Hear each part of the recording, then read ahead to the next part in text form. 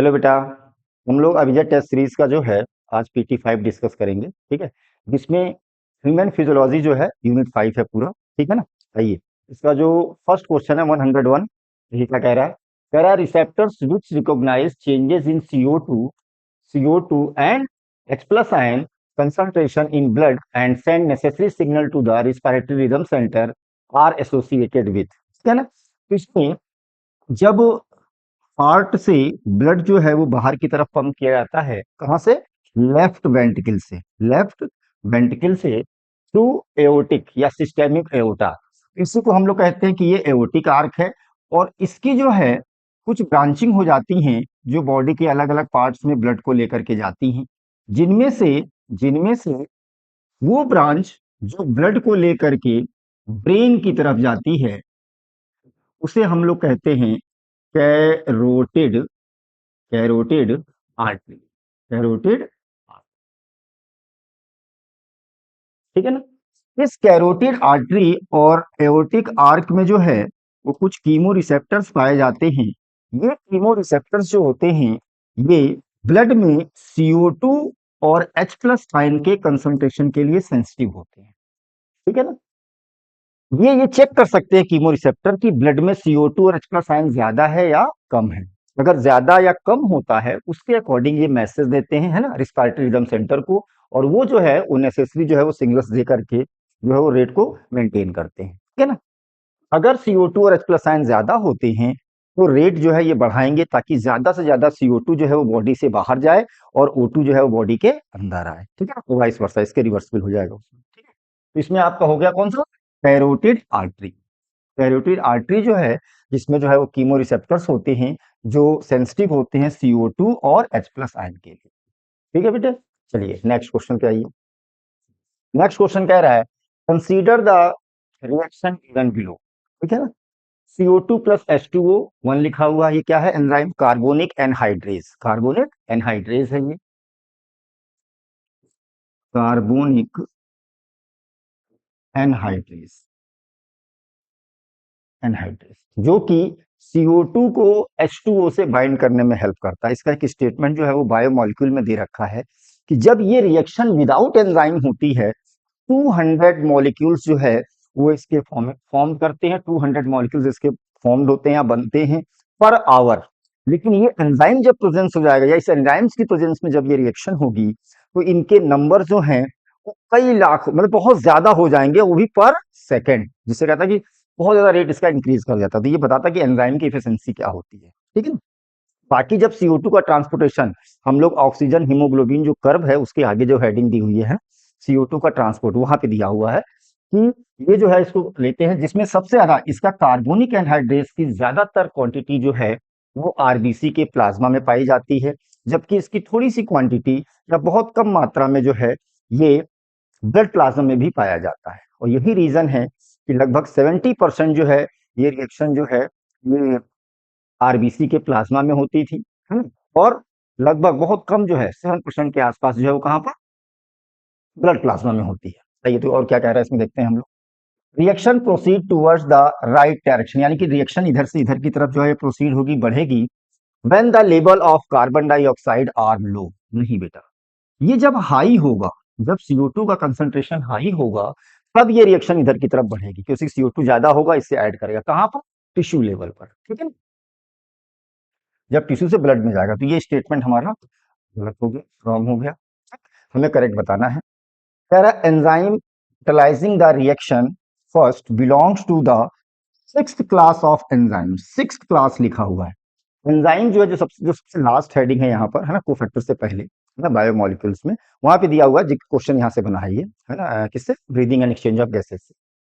तो वहां पर लिखा हुआ है कि एंजाइम्स को जो है वो 6 क्लासेस में डिवाइड किया गया है, ठीक है। और फिर क्लासेस को जो है वो सब क्लासेस में डिवाइड किया गया है, 1 2 3 4 5 6। तो जो कार्बोनिक एनहाइड्रेज है वो 6th नहीं होता, 6th क्लास में नहीं आता, किसमें आता है? 4th क्लास में आता है, जो कि बिना वाटर की ब्रेकडाउनिंग के जो है वो बॉन्डिंग करता है, बिना हाइड्रोलिसिस के, ठीक है ना। तो ये भी स्टेटमेंट हम लोग का रॉन्ग हो गया। Above reaction occurs mainly in blood plasma. Mainly in blood plasma लिखा हुआ है। ये ब्लड प्लाज्मा में होती है लेकिन मेनली नहीं होती। ऑल्सो लिखा होता तब ये करेक्ट होता, क्योंकि बताया नहीं कहाँ 70% और कहाँ 7%। यहाँ पर या तो लिखा होता आरबीसी प्लाज्मा, तब ये स्टेटमेंट सही होता। यहाँ लिखा होता या ऑल्सो लिखा होता या बहुत कम क्वांटिटीज की इसके थ्रू होती है ब्लड प्लाज्मा के, तब ये सही होता। ये भी स्टेटमेंट हमारा गलत हो गया। ठीक है, नेक्स्ट कह रहा था reaction proceed in the reverse direction, है ना, ये रिवर्स हो जाएगी कब, जब जो है एल्वियोलाई से जो है वो ब्लड और एल्वियोलाई में गैसियस एक्सचेंज हो, यानी कि ब्लड से जो है कौन सी ट्यूब होगी वो किसकी ब्रांच होगी, कैपिलरीज जो होगी, पल्मोनरी आर्टरी। पल्मोनरी आर्टरी की जो ब्रांचिंग होगी, जो कैपिलरीज होंगी, उनसे जो है ये रिवर्स में रिएक्शन में जाएगा, CO2 वहां से ब्लड से निकल करके एल्वियोलाई में आएगी या और वहां से एटमॉस्फेयर में चली जाएगी, और उसके रिस्पेक्ट में वहां से O2 जो है वो ट्रांसपोर्ट हो जाएगी या बाइंड हो जाएगी किस वहां ब्लड के अंदर, है, और ब्लड ऑक्सीजनेटेड हो जाएगा, पल्मोनरी वेन के थ्रू जो है वो लेफ्ट एट्रिया में जाएगा। ये जो है कह रहा है कि reaction proceed in the reverse direction at the site where exchange of gases occurs in between blood and atmospheric air, या इसकी जगह पे ये एल्ब्यूलाई भी लिख सकते थे, एल्ब्यूलाई भी लिख सकते थे। ठीक है, तो यहाँ पर होती है, ये स्टेटमेंट आपका सही है। ठीक है, चलिए नेक्स्ट क्वेश्चन देखिए क्या कह रहा है। कह रहा है which of the following phenomena occurs during inspiration, यानी कि जब हम लोग एयर को इन लेते हैं, इन करते हैं बॉडी में, is responsible in causing an increase in the volume of thoracic chamber, thoracic chamber बढ़ना है, और वो भी किस सेक्शन में, डॉर्सो और वेंट्रल, डॉर्सो वेंट्रल एक्सिस पे बढ़ना है ना, डॉर्सल एक्सिस हो गई और ये वेंट्रल एक्सिस होगी, तो ऐसे बढ़ना है इसमें, जिसमें ये हूं इस एक्से एक्सपेंड करना है। दो तरीके का यहाँ पर एक्सपेंडेशन या कह लिए कि इंक्रीज होता था, एक होता था एंटीरियर और पोस्टीरियर सरफेस पे, ये किसके थ्रू होता था, ये होता था जब डायाफ्राम में मसल्स, डायाफ्राम मसल्स में कॉन्ट्रेक्शन होता था, तो डायाफ्राम मसल जो डोम से थी वो स्ट्रेट हो जाती थी, जिसकी वजह से एंटीरियर और पोस्टीरियर एक्सिस पर जो है वो डेप्थ बढ़ जाती थी। ठीक है, जबकि जो हमारी रिप्स लगी हुई है सामने की तरफ, है ना, वेंट्रल साइड में जो रिप्स लगी हुई हैं, इन रिप्स के बीच में, इन रिप्स के बीच में स्पेशल मसल्स लगी होती हैं जिगजैग फैशन में, और इन मसल्स को आप कह देते हैं, ये अगर सपोज करिए कि रिप्स हो गई आपकी, तो इन मसल्स को आप कहते हैं इंटरकोस्टल मसल्स। इंटरकोस्टल मसल्स किस तरह से लगी रहती हैं, ठीक है ना, इनमें से एक बाहर की तरफ होगी और एक अंदर की तरफ होगी। तो जो बाहर की तरफ होती है उसे हम लोग कहते हैं एक्सटर्नल इंटरकोस्टल मसल्स, और जो अंदर की तरफ होती है उसे हम लोग कहते हैं इंटरनल इंटरकोस्टल मसल्स। ठीक है, जब इन मसल्स में कॉन्ट्रेक्शन होता है, किसमें, ICM में, है ना, एक्सटर्नल इंटरकोस्टल मसल्स, तो ये रिप्स को जो है आउटवर्ड एंड अपवर्ड लेके जाती है, आउटवर्ड और अपवर्ड लेके जाती है, ऐसे बाहर और ऊपर की तरफ, ठीक है ना, जिससे कि डोर्सल और वेंट्रल साइड में जो है वो इंक्रीमेंट होता है या इंक्रीज होता है। ठीक है, थोरेसिक चैम्बर, तो कह रहा है contraction of external intercostal muscle, EICM, है ना, इनमें। ठीक है, जबकि कॉन्ट्रेक्शन जो डायाफ्राम का होगा तो उसमें एंटीरियर और पोस्टीरियर एक्सिस पर जो है वो इंक्रीमेंट होगा या इंक्रीज करेगा थोरेसिक चैम्बर। ठीक है ना, तो ये वहां पे हो जाएगा, जब अगर एंटीरियर पोस्टीरियर पूछता तब ये होता सेकंड वाला। Contraction of internal intercostal muscles, ये वापस लाने में हेल्प करती है, यानी कि ये जो है डॉर्सो वेंट्रल एक्सिस पर जो है थोरेसिक वॉल्यूम को इंक्रीज नहीं करती, क्या करती है, डिक्रीज करती है। ठीक है, और रिलैक्सेशन ऑफ डायाफ्राम जब होगा तब भी जो है क्या होगा, रिलैक्सेशन जब होगा तो ये जो है वह कम होगा, यानी कि पोस्टीरियर और एंटीरियर जो है वो एक्सिस पर वॉल्यूम जो है वो कम होगा। ठीक है, तो ये हो गया contraction of external intercostal muscles. Next देखिए, कह रहा है condition that favours the dissociation, association and dissociation, दो प्रोसेस, अगर अटैचमेंट हो रहा होगा, जुड़ाव हो रहा होगा तो उसे कह देंगे एसोसिएशन, और अगर अलग अलग हो रहे हैं तो हो गया क्या, dissociation. Of oxygen from oxy haemoglobin, यानी कि जो HbO2 बनता है ना, तो उस कंडीशन में HbO2 जो बना था वो छूट रहे हैं, एक दूसरे से अलग हो रहे हैं, Hb अलग हो रहा है और ऑक्सीजन अलग हो रही है। ठीक है ना, ये कहां पर होता है, ये जब ब्लड से टिश्यूज में ऑक्सीजन को जाना होता है तब होता है, और वो जो हीमोग्लोबिन सेपरेट होता है वही अब टिश्यू से क्या जोड़ लेता है, CO2 को जोड़ लेता है। तो ये हम लोगों ने डिसोसिएशन कर्व में पढ़ा भी है हम लोगों ने। ठीक है, जो ये नॉर्मल कर्व था, एक्स एक्सिस पर क्या प्लॉट करते थे हम लोग, यहाँ पर PO2 प्लॉट करते थे, यानी पार्शियल प्रेशर ऑफ O2, है ना, mmHg में, और यहाँ पर जो है percentage saturation of haemoglobin with oxygen, ये प्लॉट करते थे, और ये नॉर्मल कर्व जो है वो सिग्मोइड कर्व आता था। ये कर्व जो है ये नॉर्मल कर्व है। अब ये कर्व कुछ कंडीशंस में डाउनवर्ड शिफ्ट होगा इधर की तरफ, यानी कि राइट साइड, या इधर की तरफ शिफ्ट होगा। जब ये कर्व इधर की तरफ जाएगा, इस साइड में शिफ्ट होगा, लेफ्ट साइड में शिफ्ट होगा, तो इसे कहेंगे कि ये एसोसिएशन हो रहा है हीमोग्लोबिन के साथ। जितना इधर जाएगा उतना ज्यादा एसोसिएशन हो रहा होगा, ठीक। और जितना ये इधर जाएगा, डाउनवर्ड जाएगा ये कर्व, उतना जो है वो डिसोसिएशन हो रहा है, यानी कि राइट शिफ्ट होगा। और डिसोसिएशन कब कब होता है? जब PCO2 जो है ज्यादा हो इस कंडीशन में, या टेम्परेचर ज्यादा हो इस कंडीशन में, या H प्लस आयन ज्यादा हो इस कंडीशन में, या PO2 यानी पार्शियल प्रेशर ऑफ ऑक्सीजन कम है, और जब H प्लस आयन बढ़ेंगे तो जाहिर सी बात है पीएच कम होगा। इन दोनों के घटने पर या डिक्रीज करने पर, और इन तीनों का इंक्रीज करने पर या बढ़ने पर, ये कर्व जो होता है वो इधर की तरफ यानी कि डिसोसिएशन होता है। और इसके रिवर्स कंडीशन में यानी इसका और इसका बढ़ना और इन तीनों का घटना, डिक्रीज करना, ये कर्व जो होगा वो लेफ्ट शिफ्ट होगा यानी कि एसोसिएशन होगा, ठीक है। कह रहा है किधर की तरफ होगा भाई dissociation? High CO2, high sorry high PCO2। अच्छा हाई PO2 ठीक है, लेकिन हाई PO2 नहीं, ये गलत हो गया। High H plus concentration and high high H plus concentration और हाई, ये आ गया आपका आंसर दोनों, ठीक है ना। ये आंसर आ गया सेकंड आपका। हाई टेम्परेचर नहीं, लो हाँ सॉरी टेम्परेचर तो हाई है ठीक है, लेकिन लो H प्लस आयन नहीं होगा, यहाँ पर हाई होना चाहिए। हाई PO2 नहीं, इसमें लो होना चाहिए था, और यहाँ पर भी लो होना चाहिए था। इससे आपको इससे बहुत अच्छा क्वेश्चन बनते हैं, इसको ध्यान रखिएगा, इसलिए मैंने पूरा इसको एक्सप्लेन किया आपको। इसमें ये भी आता है कि जो लोअर सरफेस होती है वो क्या डिनोट करती है, तो ये डिसोसिएशन, और अपर सरफेस जो होती है उसकी एसोसिएशन डिनोट करती है। किसके साथ? हीमोग्लोबिन के साथ। किसका? O2 का।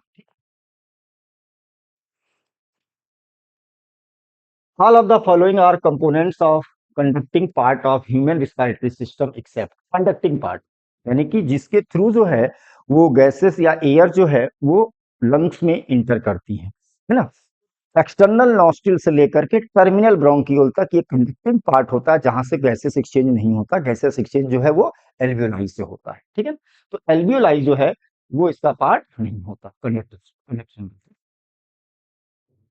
आइए 106 क्या कह रहा है बेटा? कॉलम मैचिंग का क्वेश्चन है। थ्रोम्बोसाइट्स यानी कि प्लेटलेट्स, प्लेटलेट्स के नंबर जो होते हैं वो 1.5 से 3.5 लाख पर MM³ ऑफ ब्लड, यानी कि ए का हो गया आपका,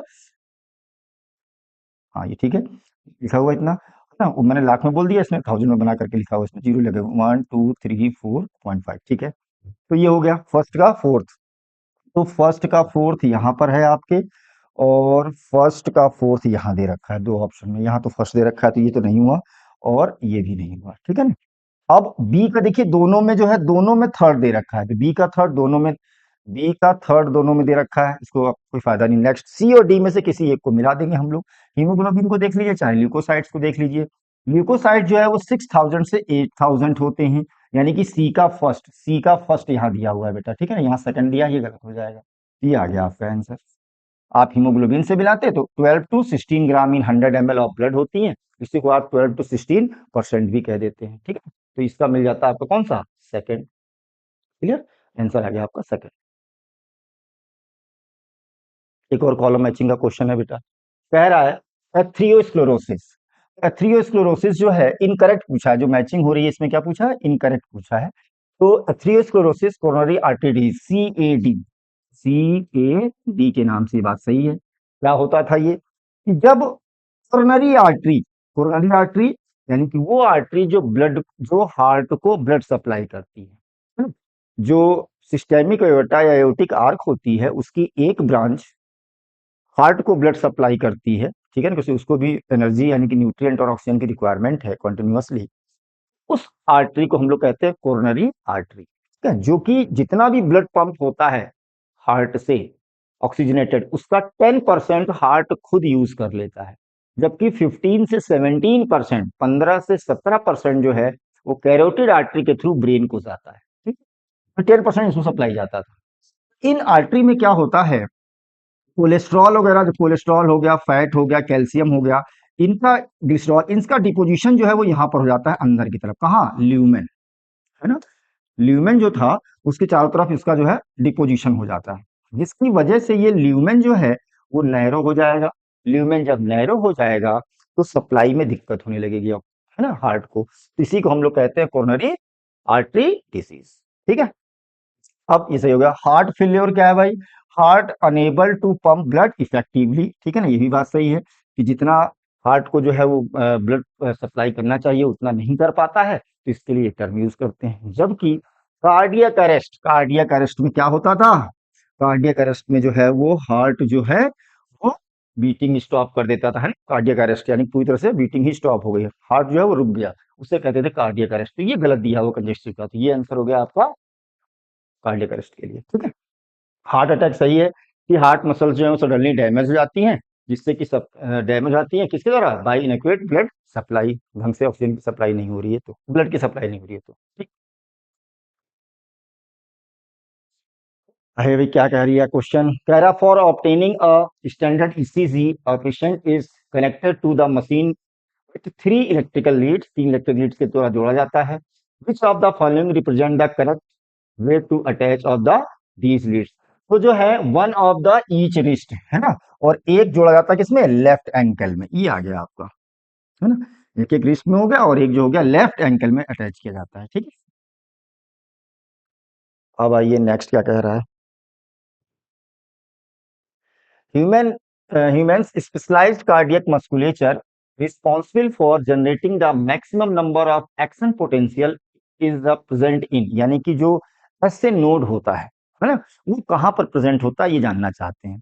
ऐसे नोड जो है वो राइट एट्रिया के अपर राइट कॉर्नर पर होता है, अपर राइट कॉर्नर पर, तो right upper corner of right atrium, right upper corner of right atrium यहाँ पर, ठीक है। जबकि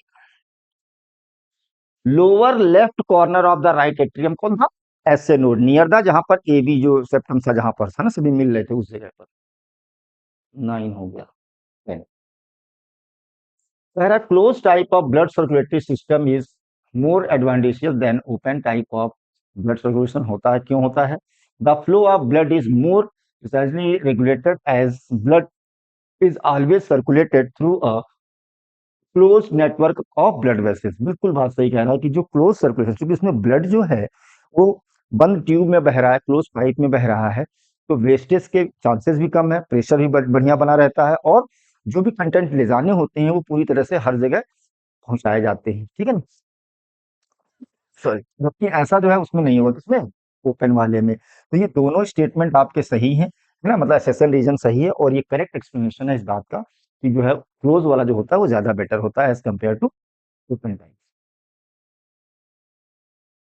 correct blood flow pathway in systemic circulation, दो तरीके का सर्कुलेशन यहाँ पर है हार्ट में हम लोगों के, एक है पल्मोनरी और एक है सिस्टेमिक। तो जो पल्मोनरी सर्कुलेशन है वो लंग्स से रिलेटेड है, ये है लेफ्ट एट्रिया और left went, sorry left ventricle, और ये हो गया राइट वेंट्रिकल, और ये हो गया राइट एट्रिया। तो राइट वेंट्रिकल से ब्लड जो है वो लंग्स को जाएगा, और वहां से लेफ्ट एट्रिया आएगा, ऑक्सीजनेटेड ब्लड ले जाने वाली हो गई पल्मोनरी आर्टरी, लाने वाली हो गई पल्मोनरी वेन, इसे हम लोग कहते हैं पल्मोनरी सर्कुलेशन। जबकि लेफ्ट वेंट्रिकल से सिस्टेमिक एओर्टा के थ्रू या एओर्टिक आर्क के थ्रू जो है ब्लड जो है वो बॉडी के डिफरेंट पार्ट्स में जाए, और यहां से डीऑक्सीजनेटेड होकर के राइट एट्रिया आ जाए थ्रू वेना कावा, तो इसे आप कह देते हैं कि सिस्टेमिक सर्कुलेशन है ना। तो राइट वेंट्रिकल, है ना, हमें क्या चाहिए, लेफ्ट वेंट्रिकल चाहिए, है ना, लेफ्ट वेंट्रिकल से एओर्टा बॉडी टिश्यू गया वेना कावा के थ्रू राइट एट्रियम आया आपका, ठीक है ना, ये करेक्ट है आपका, कि लेफ्ट वेंट्रिकल से जो है वो बॉडी पार्ट गया एओर्टा के थ्रू, बॉडी टिश्यू के थ्रू, वेना कावा के थ्रू जो है वो राइट एट्रिया में आ गया, ठीक है। ये क्या दे रखा है, यहाँ से लंग्स को दे दिया, ये तो गलत हो गया यहीं पर, ठीक है ना, एओर्टा के थ्रू लंग्स में नहीं जा रहा होगा, और वहां से उस पर नहीं आएगा वापस, ठीक है, आंसर आ गया आपको, सेकंड है, ठीक है। पर इसके अलावा जो है वो कोरोनरी सर्कुलेशन है जो हार्ट को खुद जाता है सप्लाई, है ना।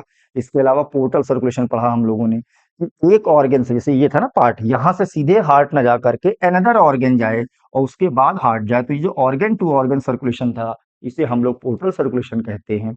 अगर ये ऑर्गन लीवर होता है तो इसे हम लोग हिपैटिक पोर्टल सर्कुलेशन कह देते हैं। अगर ये ऑर्गन किडनी होता है तो रीनल पोर्टल सर्कुलेशन कहते हैं, जो फ्रॉग में पढ़ाया आपने।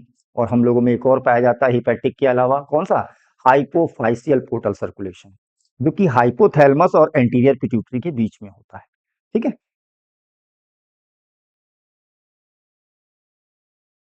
कह रहा है सेलेक्ट द इनकरेक्ट स्टेटमेंट, इसमें से इनकरेक्ट बताना है हम लोगों को। कौन सा स्टेटमेंट गलत है?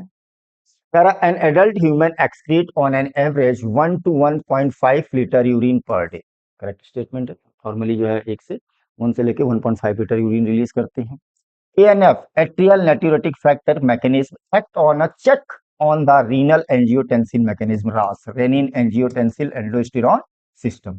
ठीक है, ये भी नाम देते हैं इसको, ये भी स्टेटमेंट सही है आपका। ठीक है, तो जैसे कि रेनिन एंजियोटेंसिन मैकेनिज्म तब काम करता था जब GFR लो होता था, और जब GFR हाई हो जाता था अब जो है ANF रिलीज होता था। तो ये दोनों एक दूसरे को चेक करते हैं पॉइंट पे। CNS passes on motor messages to initiate the contraction of smooth muscles of the urinary bladder. ये बात सही है कि CNS सेंट्रल नर्वस सिस्टम जो होता है मोटर के द्वारा मैसेज भेजता है ताकि यूरिनरी ब्लैडर में जो है स्मूथ मसल्स में जो है कॉन्ट्रेक्शन हो। इसके बाद कह रहा है presence of glucose and ketone bodies in urine. Urine में जो है इन दोनों का पाया जाना, ग्लूकोज या कीटोन बॉडीज का पाया जाना, इंडिकेटिव ऑफ डायबिटीज। ओहो, डायबिटीज इंसिपिडस नहीं है, डायबिटीज इंसिपिडस होता था due to deficiency of ADH। और यहाँ पर क्या होना चाहिए था? डायबिटीज मिलाइटस होना चाहिए था, है शुगर होना चाहिए था। ये स्टेटमेंट रॉन्ग है हम लोगों का, यही आंसर होगा।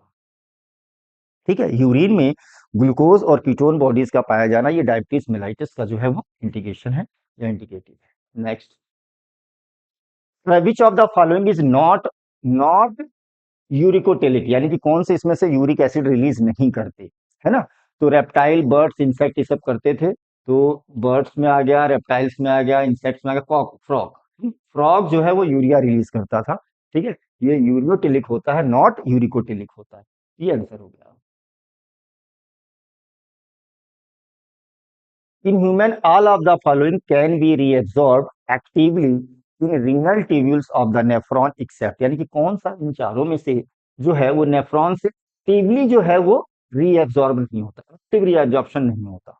ग्लूकोज का होता है, अमीनो एसिड्स का भी है, सोडियम आयंस का भी है, लेकिन यूरिया का जो एब्जॉर्प्शन होता है, रीएब्जॉर्प्शन, ये पैसिवली होता है। ये पैसिवली होता है। ठीक है ना, इसने एक्टिवली पूछ रखा था। ठीक है बेटे, ये हो गया आपका थर्ड।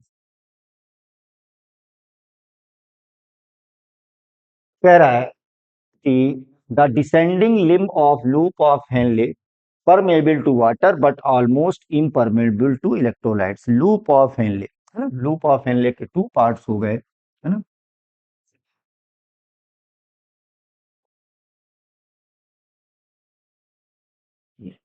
तो ये डिसेंडिंग लिम्ब हो गई। डिसेंडिंग लिम्ब जो होती है ये परमेबल होती है वाटर के लिए और इम्परमेबल होती है किसके लिए? इलेक्ट्रोलाइट्स के लिए। जबकि जो असेंडिंग लिम्ब है ये परमेबल होती है इलेक्ट्रोलाइट्स के लिए और लगभग नियरली इम्परमेबल होती है किसके लिए? वाटर के लिए। वाटर के लिए नहीं होती है। ठीक है? तो कह रहा है कि permeable to water but almost impermeable to electrolyte, descending limb के लिए सही है। ये है डिसेंडिंग लिम्ब, ये है ascending limb. Ascending limb of loop of Henley allow transport of electrolytes exclusively by active transport and is impermeable to water। Exclusively लिखा हुआ है इलेक्ट्रोलाइट्स, ये गड़बड़ है ना। किसी की सिर्फ और सिर्फ जो है वो एक्टिव ट्रांसपोर्ट के थ्रू ये नहीं करती है, एक्सक्लूसिव एक्टिव ट्रांसपोर्ट के थ्रू नहीं करती है, एक्टिवली और पैसिवली होना चाहिए था यहाँ पे, एक्टिवली और पैसिवली। इसमें फर्स्ट स्टेटमेंट आपका करेक्ट है और सेकंड स्टेटमेंट जो है वो आपका रॉन्ग है। Kidneys are reddish brown bean shaped structure situated between the level of. तो किडनी की पोजीशन क्या थी भाई? बीन शेप किडनी थी। ठीक है ना, और ये जो है वो लास्ट थोरेसिक और थर्ड लंबर के बीच में प्रेजेंट होती है। लास्ट थोरेसिक और थर्ड लंबर के बीच में प्रेजेंट होती है। लास्ट थोरेसिक लास्ट लंबर नहीं, ये गड़बड़ है। Last thoracic and first lumbar, third होना चाहिए। फर्स्ट थोरेसिक दिया है, ये गलत है। Last thoracic and third lumbar vertebral. कह रहा है juxta glomerular apparatus, AGA, juxtaglomerular apparatus is formed by the cellular modification of। तो सेलुलर मॉडिफिकेशन किसके होते हैं? ये होते हैं DCT, डिजिटल कन्वर्टेड ट्यूब्यूल और एफरेंट आर्टीरियोल। जो डायग्राम हम लोग बनाते हैं स्टडी के लिए, वो कुछ ऐसे बनाते हैं। तो यहाँ पर एफरेंट आर्टीरियोल होते हैं जो ब्लड को लेकर के जाते हैं, रीनल जो है आर्टरी की ब्रांचिंग होती है। और ये जो है वो डीसीटी का पार्ट, ये बताया आपको कि स्ट्रक्चर ये ऐसे नहीं प्रेजेंट होता हम लोगों की बॉडी में, ये बनाने के लिए ऐसे क्लियरली रहे इसलिए ऐसा हम लोग बना देते हैं ओपन करके। ये इस पे फोल्ड होता है ऐसे, ये पार्ट यहाँ पर फोल्डिंग होती है इसके ऊपर, ठीक है? जब ये फोल्ड होगा तो ये वाला पार्ट यहाँ पर हो जाएगा, कहाँ पर, एफरेंट आर्टीरियोल पर। तो एफरेंट आर्टीरियोल और ये डीसीटी जो है, ये जब मिलते हैं इन्हीं के जंक्शन पॉइंट को ही हम लोग कहते हैं क्या, जक्स्टा ग्लोमेरुलर एपरेटस। तो DCT and efferent arteriole, DCT and efferent arteriole, इनका कॉम्बिनेशन से इसका फॉर्मेशन होता है, ठीक है? नेक्स्ट क्वेश्चन देखिए क्या कह रहा है। कह रहा है select the incorrect option regarding the mechanism of muscular contraction. Muscle contraction के लिए इनकरेक्ट बताना है हम लोगों को इन four statement. Contraction of muscle fibre takes place by the sliding of thin filaments over the thick filament, है ना? थिन फिलामेंट्स को ही हम लोग आई बैंड के नाम से भी जानते हैं और इसे हम लोग थिक वाले को ए बैंड के नाम से भी जानते हैं, ठीक है ना? तो ये जो है ए बैंड पर आई बैंड जो है वो इनवर्ट स्लाइड होता था, तो ये स्टेटमेंट जो है आपका सही है, ठीक है? Muscles contraction is initiated by a signal sent by the central nervous system via a sensory neuron.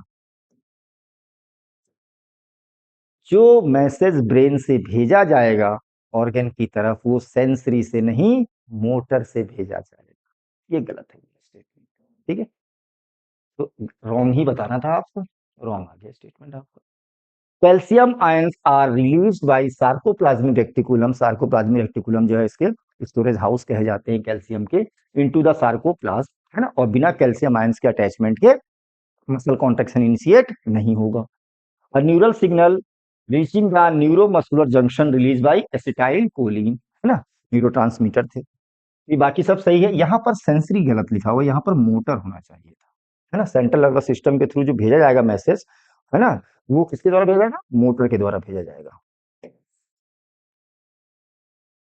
कह रहा है glo globular head of the meromyosin has active site for, तो एक्टिव साइट किसके लिए रखता है वो, एक्टिन, है ना? And binding site for ATP, है ना? तो जो ग्लोबुलर हेड था, देखो आपने ऐसे ये डायग्राम बना हुआ है, ग्लोबुलर दो साइट होती थी इसके अंदर, ठीक है ना? एक एटीपी बाइंडिंग साइट थी और एक एक्टिन बाइंडिंग साइट थी, ठीक है?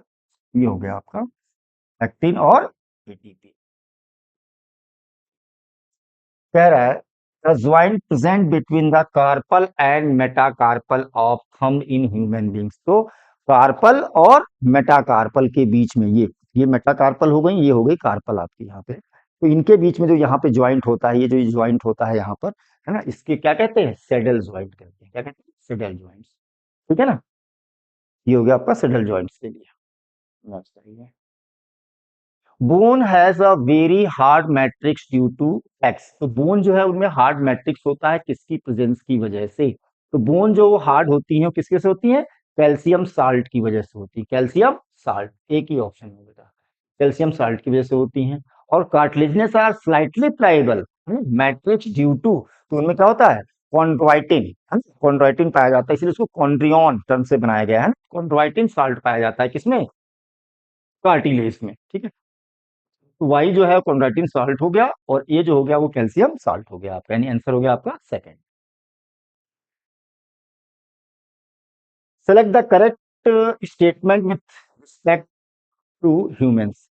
N acromion process is characteristically found in pelvic. Acromion process जो होता है वो पेल्विक गर्डिल में नहीं, पेक्टोरल गर्डिल में, पेक्टोरल गर्डिल में, है ना? इस जो स्कैपुला था वहां पर शोल्डर बोन से, उससे बनता है ये गड़बड़ हो गया यहाँ पर, pelvic girdle pectoral. Glenoid cavity is a depression to which the thigh bones articulate, thigh नहीं, ग्लिनोइड कैविटी ये हुई, और ग्लिनोइड कैविटी में जो है वो क्या, ह्यूमरस, हेड ऑफ ह्यूमरस, या फोरलिम्स लिखा होता है यहाँ पर, ठीक है? तो सही हो सकता था, तो ये भी गलत हो गया आपका, ये भी गलत था, ठीक है? वर्टिब्रोकॉन्डल रिप्स यानी कि फॉल्स रिप्स, वर्टिब्रोकॉन्डल मतलब क्या हो गया, फॉल्स रिप्स। कौन कौन सी थी फॉल्स रिप्स, फॉल्स रिप्स थी आपकी एर्थ, नाइन्थ और टेंथ, ठीक है ना। शुरू की जो सेवन थी वो ट्रू रिप्स थी, है ना, जो कि वर्टिब्रल कॉलम से भी जुड़ रही थी और सामने स्टर्नम से भी इंडिविजुअली जुड़ रही थी, जबकि हाँ first seven eighth ninth tenth जो ये थी, और 11th और 12th जो थी वो फ्लोटिंग रिप्स थी। Articulate directly with, do not articulate directly with sternum, बात सही है, but join the seventh ribs with the help of hyaline cartilage, बिल्कुल बात सही है, ठीक है। इसके बाद कह रहा है sternum is a flat bone on the dorsal dorsal dorsal dorsal, इधर है स्टर्नम, वेंट्रल साइड में है, डोर्सल की जगह पे क्या होना चाहिए, वेंट्रल होना चाहिए, ठीक है ना। तो ये स्टेटमेंट भी गलत हो गया, तो आपका आंसर आया कौन सा, आंसर आ गया आपका third. In human, adult human beings, the skeletal system is made up of 206 bones. Out of these, how many bones comprise the axial skeleton? तो axial skeleton में कितनी थी, 80 bones पाई गई थी, है 80 bones थी, जिसमें आपका स्कल था, वर्टिब्रल कॉलम था, है ना। वर्टिब्रल कॉलम के बाद हो गई आपकी रिप्स हो गई, और रिप्स के बाद हो गया आपका एक स्टर्नम, है ना। तो ये हो गई टोटल कितनी, 80 बोन्स होती है, जबकि 126 जो होती है वो एपेंडिकुलर स्केलेटन्स में होती हैं, जिसमें 6 जो है, 126 में से 6 जो है वो गर्डिल्स में हो गई, है ना, 4 अप टोरल गर्डिल, और 2 जो है वो पेल्विक गर्डिल में हो गई, और 30 जो है वो लिम्स में हो गए, है 4 लिम्स में 60 और हिंड लिम्स में 60, 30 मिला के, दोनों को मिला के 60 बोल रहा हूँ। अब जो है नेक्स्ट पे आइए, इनकरेक्ट फॉर डेंड्राइट्स, डेंड्राइट्स के लिए क्या गलत है ये बताना है, डेंड्राइट्स क्या थे। तो जो न्यूरॉन्स होते हैं इनके दो पार्ट हो जाते हैं, अपर सेल बॉडी या साइटोन पार्ट भी कहते हैं इसको, और ट्यूबुलर पार्ट को एक्सॉन कह देते हैं। ये हो गए हम लोगों के डेंड्रॉन्स, और इनसे फाइन ब्रांचिंग निकलती है, जिसे आपने कह दिया डेंड्राइट्स, ये पार्ट आ गया आपके, ठीक है ना, ये इसका न्यूक्लियस हो गया। तो कह रहा है ब्रांच शॉर्ट फाइबर्स, बात सही है कि फाइबर्स हैं, projection out of the cell body, cell body से निकले हुए होते हैं, Nissl's granules, Nissl's granules containing containing body, Nissl's granules भी पाए जाते हैं इनके अंदर, है ना, जिनमें आरएनए और राइबोसोम्स वगैरह होते हैं जो प्रोटीन की सिंथेसिस करने में हेल्प करते हैं।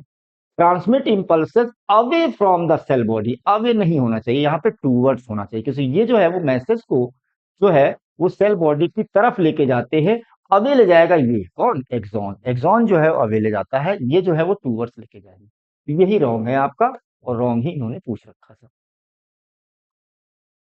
आइए भाई, कॉलम मैचिंग करेक्ट बताना है, कॉलम मैचिंग करके, हिप्पोकैम्पस है ना, हिप्पोकैम्पस लिम्बिक सिस्टम का पार्ट है, हिप्पोकैम्पस जो है वो लिम्बिक सिस्टम का 5 पार्ट होते हैं, जिनमें तीन ही दो ही नाम दे रखे हैं एनसीईआरटी में, है ना, एमिगडाला दे रखा है और ये दे रखा है, इसके अलावा मेमोरी बॉडी होती है, बेसल गैंग्लिया होते हैं, है ना, और सेप्टल न्यूक्लियाई होते हैं।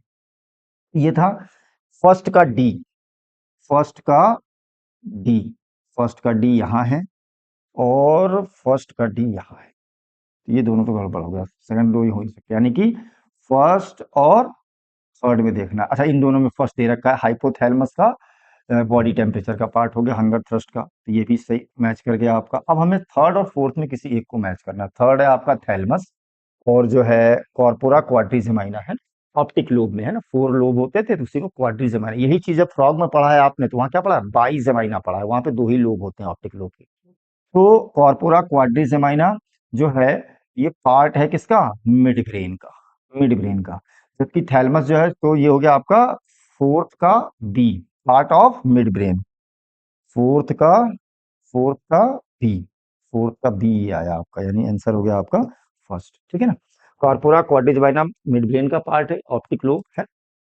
थैलेमस जो होता है कोऑर्डिनेटिक सेंटर है सेंसरी एंड मोटर सिग्नल का, थैलेमस फोरब्रेन में था, ठीक है, ये मैच कर गया आपका, तो फोर्थ का हो गया बी, थर्ड का सी ही हो गया, ठीक। चलिए, तो ये आंसर आ गया आपका 125। 126 पर आते हैं, 126 पर आइए भाई, कह रहा है cerebral cortex is referred to as gray matter, cerebral cortex is referred to as gray matter, neural cells bodied are concentrated in the cerebral cortex, cerebral cortex outer part हो गया, ठीक है ना। तो ब्रेन में या कह लीजिए कि सीएनएस जो होता है इसको ग्रे और व्हाइट मैटर की बेसिस पर 2 पार्ट्स में डिवाइड किया गया है ना, medulla oblongata, pons, pons, medulla oblongata and spinal cord को छोड़ करके, ठीक है। बाकी जितने भी पार्ट हैं ब्रेन के, वो ब्रेन की जो पार्ट रह गया यानी कि फोर ब्रेन, मिड ब्रेन और जो सेरिबेलम रह गया, इनमें क्या होता है कि बाहर का जो पार्ट होता है यानी कि जो आउटर पार्ट है वो ग्रे मैटर होता है। क्यों? जैसे कि इनमें माइलिनेटेड नर्व फाइबर्स पाए जाते हैं, नॉन माइलिनेटेड है। और जो इंटरनल पार्ट यानी कि मेडुलरी जो पार्ट है वो क्या है? व्हाइट मैटर का होता है ना। माइलिनेटेड और नॉन माइलिनेटेड किसकी बेसिस पे थे ये स्वान सेल्स से रिलीज होने वाले कंटेंट। स्वान सेल्स सभी टाइप्स के न्यूरॉन्स में पाई जाती हैं, लेकिन कुछ में ये एक फैटी सब्सटेंस का सिक्रीशन करती हैं ओवर द सरफेस ऑफ न्यूरिलेमा, है ना। तो उसको आप जिस पे ये रहते हैं वहां पर जो है आप कह देते हैं कि क्या है? व्हाइट मैटर है। और ये जो है पार्ट जो था आपका, जो इसका बना हुआ था, है ना, फैटी सब्सटेंस का, जो माइलिन शीथ जिसे कह रहे हैं, ये एक इंसुलेटर की तरह से काम करता है करंट को जो है कैप्चर में। तो ये पार्ट हो गया। कह रहा है कि neural cells body are concentrated in the cerebral cortex, इस हिस्से में सही थी। दोनों बात सही है और इसका करेक्ट एक्सप्लेनेशन भी यही है, ठीक है। 126।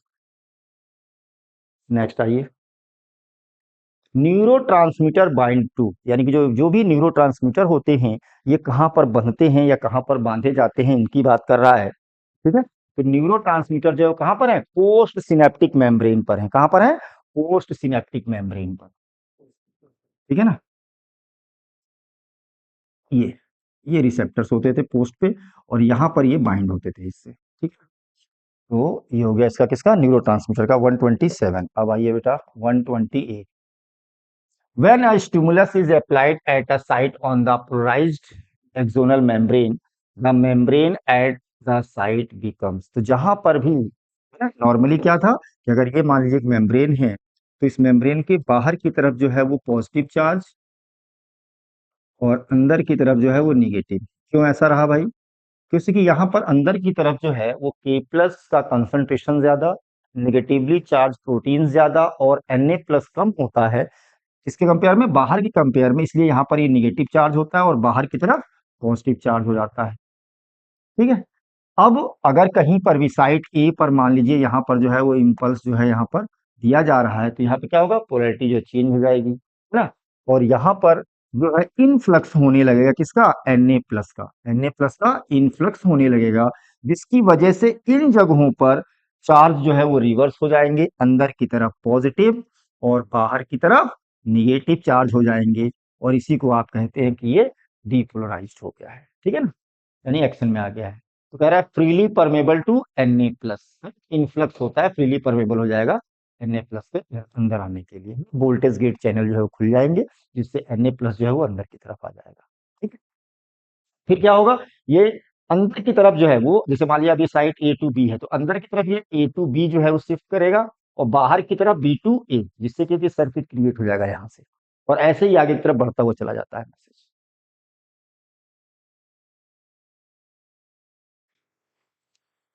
Which among the following does not act as a secondary messenger of with respect to hormone action? तो कैल्शियम आयन भी होता है, IP3 है ना, इनोसिटॉल ट्राइफॉस्फेट और साइक्लिक एमपी भी होता है।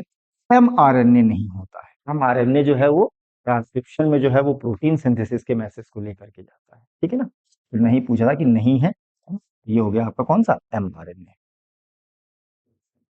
Option with not a function of melatonin, कह रहा है कि इसमें से कौन सा मिलेटोनिन का फंक्शन नहीं है जो कि पीनियल ग्लैंड से सिक्रीट की जाती है। तो मिलेटोनिन जो है वो पिगमेंटेशन में भी हेल्प करता है, डिफेंस कैपेबिलिटी में भी हेल्प करता है, सर्केडियन रिदम, यहाँ पर थोड़ा सा आपको ध्यान देना होगा क्योंकि मिलेटोनिन में जब यहाँ पे फंक्शन लिखा हुआ है तो यहाँ पे डाई अर्नल लिखा हुआ है, दिन और रात के फंक्शन को कंट्रोल करता है, लेकिन उसके साथ साथ ये जो 24 आवर का रिदम होता है वो भी ये मेंटेन करता है। एनसीईआरटी में सर्केडियन जो है वो लिखा हुआ कहाँ पर? ब्रेन वाले पार्ट में लिखा हुआ है। तो ये जो है इसको भी मेंटेन करने का काम करते हैं, जबकि इनका जो है वो पेप्सिनोजन के सिक्रीशन से कोई किसी, ये सब सिक्रीशन कहाँ था? जीआईपी से था, है ना। जो जीआई ट्रैक के जो हार्मोन्स थे, जीआईपी नहीं, जीआई ट्रैक के जो हार्मोन्स थे उनके थ्रू कंट्रोल होता था, ठीक है। तो ये जो है ये नहीं करता, बाकी सभी करता है। सर्केडियन का मतलब ही हो गया कि जो है 24 आवर्स के रिदम को मेंटेन करना, और डायर्नल लिखा हुआ मीनिंग अगर देखा जाए तो एक ही तरीके का, मतलब दिन और रात को मेंटेन करना। तो दिन और रात जो है वो भी 24 आवर्स के रिदम में भी आते हैं, ठीक है। ये हो गया आपका 130। अब आइए इसमें 31, कह रहा है कॉलम फर्स्ट और second, select the correct option with respect antagonist. Antagonism यानी कि opposite in function, opposite in function जो होते हैं उनको हम लोग एंटागोनिज्म कहते हैं, ठीक है। इंसुलिन जो है वो ग्लूकोज लेवल को घटाता है, ग्लूकेगॉन ग्लूकोज लेवल को बढ़ाता है ना। तो इंसुलिन का ग्लूकेगॉन, बात सही है। तो ए का फर्स्ट, ए का फर्स्ट तीन ऑप्शन में है बेटा, देखो यहाँ भी है, यहाँ भी है और यहाँ भी है, और मिलाना पड़ेगा हमें, ठीक है ना। बी का तो अलग अलग दे रखा है ना, बी का अलग अलग है। कैल्सिटोनिन, कैल्सिटोनिन और पैराथॉर्मोन एक कैल्शियम लेवल को बढ़ाता है और दूसरा कैल्शियम लेवल को घटाता है, यानी कि बी का सेकंड। तो ये तो नहीं हुआ, ये तो गड़बड़ हो गया है ना। बी का सेकंड, बी का सेकंड ये दिया हुआ है सन्नाटे के साथ, है ना? और एल्डोस्टेरॉन, एल्डोस्टेरॉन जो था वो कॉन्ट्रेक्शन में हेल्प कर रहा था वहां पर, ठीक है ना। और एएनएफ उसका अपोजिट। तो सी का फोर्थ भी होना चाहिए, देख लीजिएगा, सी का फोर्थ है, ठीक है। जीएनआरएच, गोनाडोट्रोपिन रिलीजिंग हार्मोन, है ना, कहाँ से, हाइपोथैलेमस से। और इसका उल्टा सोमैटोस्टेटिन, एस एस नाम है इसका, एस एस काम है इसका, नो नो, ये इसका ऑप्शन, ठीक। कह रहा है select the incorrect statement, incorrect बताना है हम लोगों को इसमें। विथ रिस्पेक्ट टू पैराथोराइड ग्लैंड, पैराथोराइड के ग्लैंड के रिस्पेक्ट में जो है इसमें हम लोगों को क्या बताना है, इनकरेक्ट बताना है, ठीक है ना। तो कह रहा है कि PTH is a hyper calcaemic hormone and can maintain calcium homeostasis. Hyper calcaemic यानी कि कैल्शियम लेवल को ये बढ़ाता है, कैसे, या तो ये एब्जॉर्प्शन, कैल्शियम के एब्जॉर्प्शन को इंक्रीज कर देगा, और या बोन के जो है ऑस्टियोपोरोसिस है ना, बोन को तोड़ेगा और कैल्शियम लेवल को इंक्रीज करेगा। ये तो बात सही है इसकी। पैराथोराइड हार्मोन इज अ स्टेरॉयड नहीं होता, ये स्टेरॉयड हार्मोन्स नहीं, पेप्टाइड हार्मोन्स होता है, ठीक है ना। तो ये स्टेटमेंट हमारा गलत हो जाएगा। अब कह रहा पीटीएच में lead to activation of cells, cells responsible for dissolution of bones, dissolution of bones होना चाहिए था यहाँ पे, नहीं हुआ है, बोन्स है ना। विघटन को, हाँ, तो ऑस्टियोपोरोसिस करता है ना, ठीक है ना, इसमें भी हेल्प करता था जिससे कि कैल्शियम लेवल बढ़ सके बॉडी में। which stimulates reabsorption of calcium by the renal tubule से भी, और वहां से भी गैस्ट्रिक जो है पार्ट है वहां से भी एब्जॉर्प्शन में हेल्प करता है। स्टेरॉयड नहीं है, पेप्टाइड हार्मोन है, ठीक है। कौन, पीटीएच। कह रहा इंडोक्राइन सिस्टम प्रोवाइडेड, तो इंडोक्राइन सिस्टम क्या प्रोवाइड करता है भाई, केमिकल कोऑर्डिनेशन, ठीक है ना। तो इंडोक्राइन सिस्टम जो है वो केमिकल इंटीग्रेशन थ्रू हार्मोन्स के थ्रू करता है, जबकि पॉइंट टू पॉइंट ये कनेक्शन जो है ये किसका है, ये न्यूरल का है, ये किसका है, पॉइंट न्यूरल का है, इंडोक्राइन का नहीं है। ये है इंडोक्राइन का, chemical integration through hormones and organise network through atrial blood only, यानी कि इनका जो ट्रांसपोर्टेशन होता है सिर्फ एट्रियल ब्लड से ओनली लिख दिया है, ये गलत हो जाएगा। क्यों, किसी आप बेसिक एग्जांपल देख लीजिए, जो हाइपोथैलेमस था वहां से जो हार्मोन्स जाते थे, चाहे वो रिलीजिंग या इनिबिटिंग हार्मोन्स थे, वो एट्रिया के थ्रू जाते थे, नहीं, वो हाइपोफाइसल पोर्टल वेन के थ्रू जाते थे, कहाँ, एंटीरियर पिट्यूटरी, ठीक है ना। और isolated system of coordinated all the active, ये भी पॉइंट जो है वो न्यूरल का है। तो ये दोनों जो है वो न्यूरल के हैं, यहाँ पर ओनली लिखा है, इसकी वजह से गलत है। केमिकल इंटीग्रेशन जो है वो केमिकल हार्मोन्स का, chemical messenger of our body, पहले ये भी खूब पूछ रहा, हार्मोन इज अ, तो chemical messenger of our body या primary messenger of our body. Secondary कौन से तीन, कैल्शियम आयन, साइक्लिक एएमपी और आईपी3।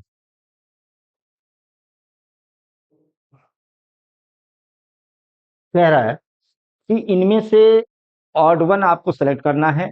endocrine cells present in different parts of GI tract, gastrointestinal tract, alimentary canal की बात कर रहा है।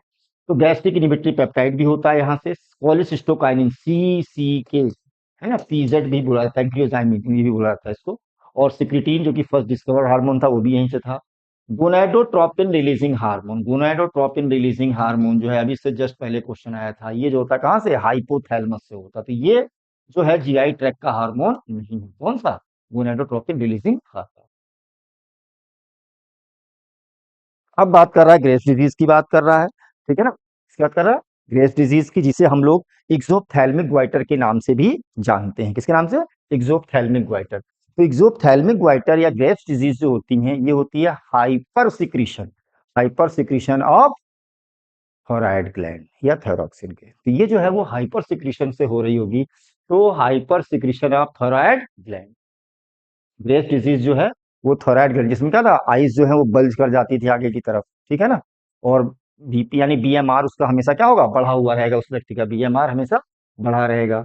जबकि हाइपोसिक्रीशन से ग्वाइटर्स होते थे इसके, है ना, हाइपोसिक्रीशन से क्या हो रहे थे, ग्वाइटर्स हो रहे थे। और जो है, अगर बात करें आपकी हाइपोसिक्रीशन ऑफ एड्रिनल ग्लैंड, इससे एडिशंस डिजीज होती है। और हाइपर वाले से कुशिंग सिंड्रोम्स हो रहा था, इससे हाइपर वाले से कुशिंग सिंड्रोम्स हो रहा था आपका, ठीक है ना। मेन आपसे पूछा था ग्रेवस डिजीज, ठीक है ना, जिसे आप एक्सोप्थेल्मिक ग्वाइटर भी कहते हैं, है ना? और एक्सोप्थेल्मिक ग्वाइटर जो होता है वो hyper secretion of thyroid gland से होता है, ठीक है, जिसमें बीएमआर वगैरह सभी इंक्रीज कर जाएगा, बढ़ जाएगा।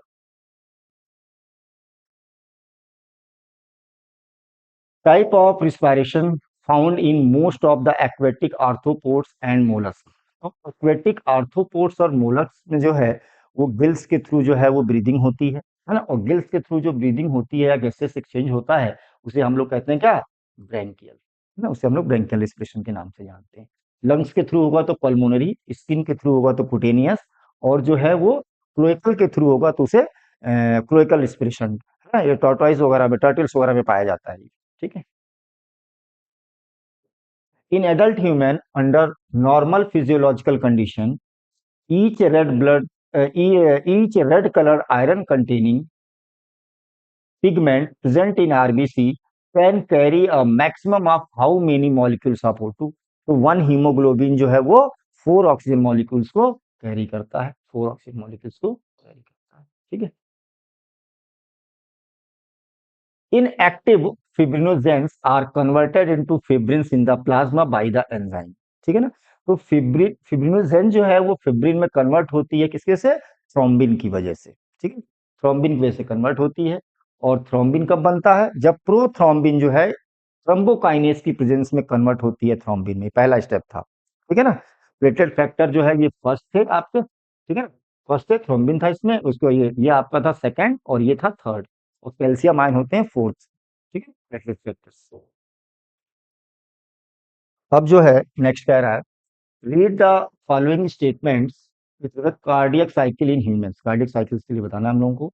All the four chambers of heart remains in a relaxed state during complete ventricular diastole, complete cardiac diastole होता है या ज्वाइंट डायस्टोल होता है, ठीक है ना। ये गड़बड़ दे रखा है आपका। Auricular systole start at the end of joint diastole, जब ऑरिकुलर सिस्टोल का जब ज्वाइंट डायस्टोल खत्म, तो ज्वाइंट डायस्टोल का मतलब क्या हो गया, वेंट्रिकल जब भर जाता है ज्वाइंट के बाद, उसके बाद एट्रिया में कॉन्ट्रेक्शन होता है, किसके द्वारा, एस ए नोड के द्वारा। और जो 30% जो है वो ब्लड नहीं गया होता है ना, वो जो है उसको पहुंचा देता है कहाँ पर, वेंट्रिकल्स में, है? ये बात सही है आपकी। Closure of AB valve, AB valve atrioventricular valve, है ना, यानी कि जब वेंट्रिकल में कॉन्ट्रेक्शन होगा, वेंट्रिकुलर सिस्टोल होगा, तब जो है वेंट्रिकल में जब कॉन्ट्रेक्शन होगा तो बाइकस्पिड और ट्राइकस्पिड क्लोज हो जाएंगे। बाइकस्पिड को मिट्रल वॉल्व भी कहते हैं, और इधर हो गया ट्राइकस्पिड। बाइकस्पिड किसके बीच में था, लेफ्ट एट्रिया और लेफ्ट वेंट्रिकल के बीच में। और ट्राइकस्पिड जो था वो राइट एट्रिया और राइट वेंट्रिकल के बीच में था। इन दोनों वॉल्व को, बाई और ट्राई को मिला के एबी वॉल्व भी कहते हैं, किसी की एट्रिया और वेंट्रिकल के बीच में होते हैं।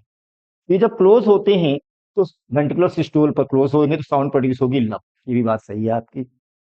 जब sound is produce due to closure of seminal valve during ventricular diastole, ventricular diastole का मतलब हो गया जब एट्रिया में, जब एट्रिया भर रहा होगा और वेंट्रिकल भी भर रहा होगा, ठीक है ना, या उसमें जब कॉन्ट्रेक्शन हो रहा होगा, किसमें, एट्रिया में। सिस्टोल जब हो रहा होगा तो सेमिलुनर वॉल्व बंद होते हैं और तब सेकंड साउंड प्रोड्यूस होती है, जिसे आप डब कहते हैं। तो पहला स्टेटमेंट गलत है, बाकी बी सी डी जो है वो इसके करेक्ट है, ठीक है। कह रहा है स्टेटमेंट ह्यूमन किडनी, सेलेक्ट करना है करेक्ट स्टेटमेंट हम लोगों को, ठीक है। कह रहा है outer layer of kidney is tough capsule, बात सही है कि आउटर लेयर जो है वो टफ कैप्सूल होती है, दो ऑप्शन में दे रखा है आपको, ठीक है ना। Capsule divides the kidney into outer cortex and inner medulla, capsule नहीं डिवाइड करती बेटा, कैप्सूल तो आउटर मोस्ट लेयर होती है इसकी, ठीक। किडनी जो होती है वो इंटरनली डिवाइडेड होती है टू पार्ट्स में, बाहर वाला कॉर्टेक्स और अंदर वाला मेडुला, यानी कि बी वाला गलत हो गया, आंसर तो आ गया आपका भाई। आगे देखिए, medulla is divided into medullary pyramids by invagination of cortex into medulla, ठीक है। Calyces project project into medullary pyramids, ये उल्टा लिखा हुआ है, ठीक है ना, ये यहाँ से मेडुलरी पिरामिड्स जो है निकलते हैं, कौन से? कैलिसेस, कैलिसेस वहां से निकलते हैं, पहले माइनर कैलिसेस फिर मेजर, पहले माइनर फिर मेजर, और फिर बाद में जाकर के वो रीनल पेल्विस में खुलते हैं। ठीक है, next. In human Malpighian body consist of, तो मेल्पिगियन बॉडी जो है वो किससे मिलने से बनी हुई है? तो वुमेन्स कैप, मेल्पिगियन बॉडी, तो ये हो गया आपका वुमेन्स कैप्सूल और glomerulus, glomerulus along with Bowman's capsule, इनको मिला करके ये हो गया ग्लोमेरुलस, और ये हो गया आपका वुमेन्स कैप्सूल, इनको मिला करके आप कहते हैं मेल्पिगियन बॉडी या renal corpuscles. Counter current mechanism between loop of Henley and वसा रेक्टा, इनकी बात कर रहा है कि काउंटर करंट मैकेनिज्म जो होती है इन दोनों में कहाँ कहाँ पर है। ठीक है, तो इसमें आपको बताना है कि produces and maintain interstitial concentration gradient from cortex to inner medulla, यानी कि जो कॉर्टेक्स पार्ट था, कॉर्टेक्स से अगर यहाँ पर 300 था तो इसके बाद यहाँ पे 600, 900, 1200, ऐसे जैसे जैसे हम लोग मेडुला में अंदर चले जाएंगे वैसे वैसे जो है वो इसका कंसंट्रेशन, यानी कि जो इंटरस्टिशियल कंसंट्रेशन था वो ग्रेडियंट बढ़ता चला जाता है। तो ये बनाने का काम जो है या इस मैकेनिज्म का ही काम है, किसका? काउंटर करंट मैकेनिज्म का ही ये काम है। results in reabsorption of water in ascending limb, ये रीअब्जॉर्प्शन ascending limb से नहीं होगा, यहां से कहां से होगा? डिसेंडिंग लिम्ब होता तब ये सही होता, क्योंकि ascending limb जो होती है वो तो क्या थी? नियरली इम्परमेबल थी वाटर के लिए, ये गलत हो गया। Results in reabsorption of water in DCT tubes, DCT tubes किससे? रीअब्जॉर्प्शन डीसीटी ट्यूब से लिखा हुआ है, ये भी गड़बड़ हो गया। एंड पीसीटी से, पीसीटी से भी लिखा हुआ है, पैसिवली होता था पीसीटी रीजन से, ठीक है ना, तो यही गड़बड़ हो गया यहाँ पे। Produces osmolarity gradient 1200 to 300 from outer cortex to inner med, ये उल्टा लिखा हुआ है ना, ये 300 यहाँ होना चाहिए था और 1200 इधर होना चाहिए था। ठीक है, ये फर्स्ट आंसर हो गया आपका। ये जो होता है जैसे जैसे कॉर्टेक्स से मेडुला में अंदर की तरफ जाएंगे वैसे वैसे इसका कंसंट्रेशन जो है इंटरस्टिशियल का वो बढ़ता चला जाएगा, ताकि ज्यादा से ज्यादा जो है वो वाटर जो है वो इनटेक किया जाए अंदर की तरफ। ठीक है, और कंसंट्रेटेड यूरिन रिलीज की जाए। Each half of pectoral girdle consist of, pectoral girdle है ना, ऊपर गर्डिल को पेक्टोरल गर्डिल कहते हैं। पेक्टोरल गर्डिल जो है ईच हाफ, यानी कि ये जो पेक्टोरल गर्डिल है आधा कितना बना? स्कैपुला और क्लेविकल, स्कैपुला को हम लोग शोल्डर बोन भी कहते हैं और क्लेविकल को कॉलर बोन के नाम से भी जानते हैं। ठीक है, तो ये हो गया, हाफ की बात किया है ना इसलिए ये लिखा हुआ है। ठीक है ना, एक स्कैपुला और एक क्लेविकल। आइए भाई, कॉलम मैचिंग करनी, फर्स्ट टिटेनी है ना, टिटेनी हो गया आपका रैपिड स्पम्स इन मसल्स, रैपिड,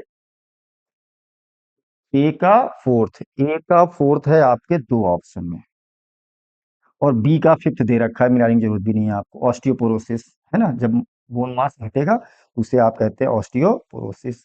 डी भी दे रखा है थर्ड, देखिए इसको सॉर्ट आउट कर ले, डी का दिया हुआ है थर्ड, अर्थराइटिस, इन्फ्लेमेशन ज्वाइंट्स। अब हमें मस्कुलर डिस्ट्रॉफी और माइस्थीनिया ग्रेविस, तो मस्कुलर डिस्ट्रॉफी जो हो गया ये हो गया progressive D generation of skeletal muscles, और माइस्थीनिया ग्रेविस जो हो गया आपका ये हो गया ऑटो इम्यून डिजीज, यानी कि सी का हो गया सेकंड। सी का सेकंड कहां पर है भाई? सी का सेकंड यहां दे रखा है, ठीक है ना, और माइस्थीनिया ग्रेविस का ऑटो इम्यून डिसऑर्डर, ये हो गया आपका थर्ड ऑप्शन हो गया। ठीक है ना, ये बाकी जो है सब उसमें मैचिंग था, थर्ड वाले से मिला दिया आपने। ठीक, नेक्स्ट पर आते हैं, क्या कह रहा है ये? कह रहा है कि which of the given statement are true regarding muscle fibres, muscle fibre के लिए इसमें से कौन सा सही है? कह रहा है increase in calcium concentration level lead to the binding of calcium with a subunit of troponin, है ना, 3 यूनिट होती है ट्रोपोनिन की, troponin T, troponin C, troponin I, C से अटैच होता है ट्रोपोनिन सी से, और on thin filaments and thereby remove the masking of active site for myosin, active site for myosin, ठीक है ना, एक्टिव साइट कह रहा है मायोसिन के लिए। और क्या कह रहा है? During shortening of muscle A band get reduce, नहीं, ए बैंड पे कोई फर्क नहीं पड़ता इसमें, है ना, ए बैंड तो जो है वो कांस्टेंट रहती है, जैसी थी वैसी की वैसी रहती थी। ठीक है ना, अब आ गया आपका uh muscle fibre is a syncytium, ठीक है, ये सही हो गया आपका स्टेटमेंट। सिंफाइटियम, या क्यों? क्योंकि मोर देन वन न्यूक्लियाई होते हैं इसके अंदर। आइसोट्रोपिक बैंड यानी कि I band of a myofibril consist of myosin, नहीं एक्टिन का बना होता है। एक्टिन ट्रोपोमायोसिन और ट्रोपोनिन का बना होता है ना? ये गलत हो, तो स्टेटमेंट पूछा क्या था? Correct true regarding. तो फर्स्ट आपका करेक्ट हो गया कि हटाता है मास्किंग के लिए उसके। इसमें बैंडिंग ए गेट को रिड्यूस कह रहा है, ये गलत हो गया हमारा स्टेटमेंट। ये सही हो गया, यानी कि ए और डी वाला भी रॉन्ग हो गया, है ना? तो ए तो करेक्ट है, ये यहाँ भी है, यहाँ भी है, यहाँ भी है। बी रॉन्ग हो गया, ये कट गया, ये आ गया आंसर आपका, ठीक है ना, सी वाला। ठीक है, डी वाला तो गलत है। आइसोट्रोपिक बैंड यानी कि आई बैंड को कह रहा है कि मायोफाइब्रिल कंसिस्ट ऑफ मायोसिन, नहीं एक्टिन, मेनली एक्टिन के बने होते हैं। ठीक? तो ये हो गया आपका कौन सा? सेकंड। कह रहा है कि what is the function of somatic nervous system. Somatic nervous system, तो सोमैटिक नर्वस सिस्टम जो होते हैं ये स्केलेटल मसल्स को लेकर के जाते हैं, है ना? स्केलेटल मसल्स को, मैसेज को लेकर के जाते हैं। तो कह रहा है कि it relay impulses from CNS to skeletal muscles. चलिए आंसर ये होगा आपका। इनका कह रहा है it relay impulses from CNS to involuntary. Involuntary वाले में ईएनएस वाला जाता था, है ना? इसके दो पार्ट हो जाते थे, कौन से? सिंपैथेटिक और पैरासिम्पैथेटिक। इनवॉलेंट्री जो होते थे, एक फंक्शन को बढ़ाते थे, दूसरे घटाते थे। Relay impulses from involuntary muscles to CN, ये उल्टा लिखा हुआ है, तो खैर पॉइंट भी गलत हो गया पूरा का पूरा ये, ठीक है ना? इसके बाद हो गया आपका it relay impulses from cardiac muscles to CNS. Cardiac muscle से सीएनएस ले जाने वाले भी ये नहीं है, ये तो एनएस वगैरह में पार्ट में आते हैं, है ना, जो सिंपैथेटिक और पैरासिम्पैथेटिक मेन वर्क करते थे। सोमैटिक नर्वस सिस्टम में सोमैटिक ऑर्गन यानी कि कहने मतलब है स्केलेटल मसल्स, जो कि जो है वॉलेंट्री, जिनमें कॉन्ट्रेक्शन होता है, उनको ये लेके जाते थे सोमैटिक।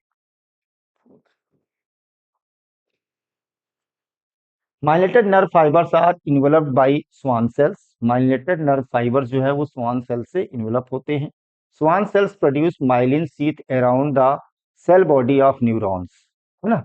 तो सेल बॉडी जो है इसमें बनाते थे, इसमें एसेसन वाले में, कि ये जो है माइलिन शीथ जो होती है वो सभी में पाया, ये स्वान सेल्स जो होते हैं वो सभी में पाए जाते हैं, किसी भी तरीके के नर्व फाइबर्स हो उन सब में पाए जाते हैं, ठीक है ना?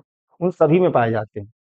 लेकिन ये सभी में जो है वो फैटी सब्सटेंस का सिक्रीशन नहीं करते, फैटी सब्सटेंस का सिक्रीशन नहीं करते, ठीक है ना? Myelin nerve fibres are enveloped by the Schwann cells, दोनों में होते हैं ये। Schwann cells produce myelin sheath around the axon, है ना? और उसमें भी एक्सॉन जो होती थी मेम्ब्रेन, ये एक्सॉन हो गई, है ना? इसके बाहर एक और मेम्ब्रेन होती थी, न्यूरिलेमा। न्यूरिलेमा, ये न्यूरिलेमा थी और ये एक्सोलेमा थी, इनके बीच में प्रेजेंट होते थे स्वान सेल्स। और कुछ फाइबर्स में जो है या न्यूरॉन्स में जो है ये रिलीज करते थे फैटी सब्सटेंस ओवर दी न्यूरिलेमा, यहाँ पर। और इनके बीच का जो गैप होता था उसे हम लोग कह देते थे क्या? नोट्स ऑफ रेनवियर, ठीक है? तो ये दूसरा वाला जो है गड़बड़, सेल बॉडी की जगह पे यहाँ पे क्या होना चाहिए था? एक्सॉन होना चाहिए था पार्ट में। तो एक सही है, और कौन सही है? एसेशन सही है, और रीजन जो है वो क्या है? फॉल्स, ठीक है? रीजन जो है वो फॉल्स। क्या कह रहा है भाई?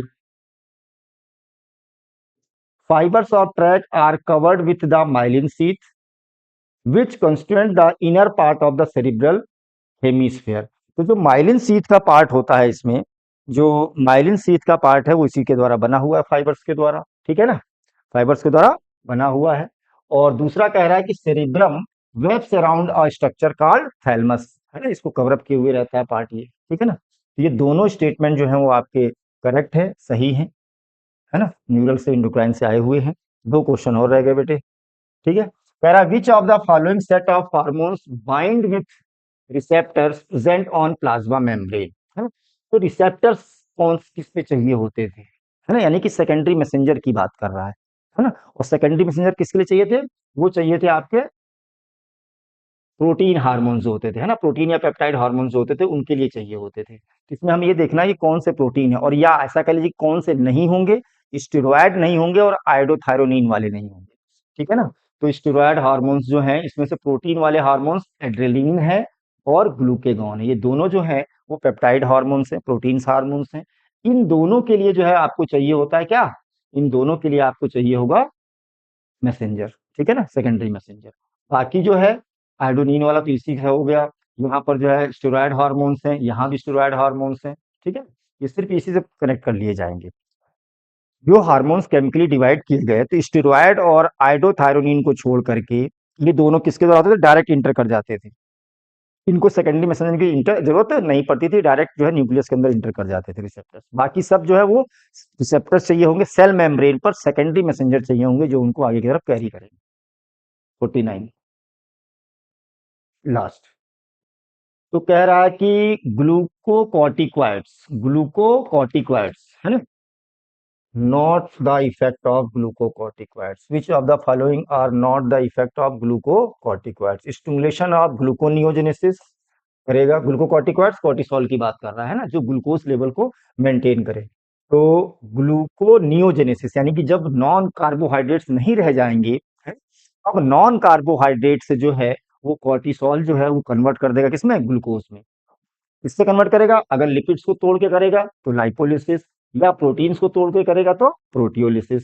यानी कि ए पॉइंट जो है वो आपका सही है ना। और नॉट पूछा था ना इसने, नॉट इम्पैक्ट, तो ए सही है, यानी ए यहां भी दे रखा है और ए यहां भी दे रखा है, आगे भी देखना पड़ेगा हमें, ठीक है। Influence metabolism, pigmentation and menstrual cycle, involve in maintaining the cardiovascular system. और ये कह रहा है कि differentiation of T lymphocytes, differentiation of T lymphocytes की बात कर रहा है। तो इनमें जो है डिफरेंशिएशन ऑफ टी लिम्फोसाइट्स की बात कर रहा है, ये भी करता है ये बात, ठीक है ना। तो ये हो गया आपका, नहीं नहीं ये डिफरेंशिएशन तो नहीं था इसका, ठीक है ना। Influence metabolism, pigmentation and menstrual cycle, ये था आपका किसका, ये था पीनियल ग्लैंड से जो रिलीज हो रहा था उसका काम था, है ना, मेलाटोनिन का। तो ए आपका सही है, तो ये तो गेम गलत, ए सही है, तो ये तो ऑप्शन हो गया आपके खत्म, है ना। अब रह गया बी, बी तो गलत हो गया पिगमेंटेशन वाला। तो बी यहाँ भी है और बी यहाँ भी दे रखा है। सी वाले से जो है वो गेम क्लियर हो जाएगा। सी का involve in maintaining the cardiovascular system, हाँ तो ये कार्डियोवैस्कुलर सिस्टम्स को भी इन्फ्लुएंस करते थे, ठीक है ना। कार्डियोवैस्कुलर सिस्टम को भी इन्फ्लुएंस करते थे, तो ये भी हो गया, तो यानी कि सी भी नहीं हुआ, ठीक है। तो आंसर आया आपको कौन सा, लास्ट वाला, फोर्थ, कौन सा, डिफरेंशिएशन ऑफ टी लिम्फोसाइट्स, ये काम करने का काम नहीं है इसका, ठीक है ना। और ग्रोथ वाले का भी काम नहीं है इसका, किसका, मेमोरी ग्लैंड से प्रोलैक्टिन वगैरह करता था ये, है ना। तो ये हो गया आपका कौन सा, 150th का फोर्थ, ठीक है ना। चलिए, ये थे आपके फर्स्ट 50 क्वेश्चन, मतलब पहला पार्ट था बायो का, ठीक है। नेक्स्ट पार्ट में फिर करते हैं इसको। Okay, thank you.